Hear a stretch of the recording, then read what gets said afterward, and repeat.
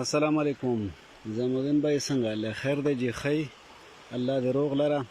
اختر راغی خو د اختر په حواله موږ یو د سیوړو کې شان پیغام دغه کوو. موږ وی چېرې دې خلکو ته دا یو پیغام ورکو چې وروره تاسو خو مشران یا په قربانۍ وغیره په دې دغه باندې او کشران په سیل سپاټوزي د سیندونو غاړې ته کنه، نو بیا دومره مسلې ته جوړې شي چې هر یو سیند کې تپوسونه کو څوک وایي دلته 4 کسه وړي او دلته سیلانه ځي کې 15 کسه وړي دي کنه.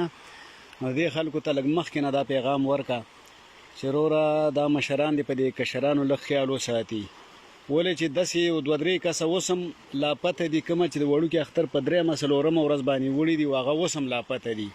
همدې سیندونو کې وسم پسې هماغه خلک ګرځي، هېڅ پته نه لګي که نه.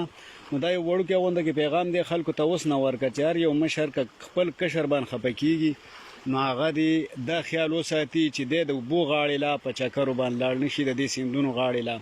ولې چې کوم له لامبو ورځي خو ورودانګي خو دوی له لامبو نه ورځي، دی هم ورودانګي یو ځل ورودانګي بیا ډاډه شي اخر دا چې بس بیا یې پته ونه لګي. بل د اوبه خړې دي، په خړو اوبو کې بالکل هېڅ پته نه لګي چې څه روان دي پکې که نه.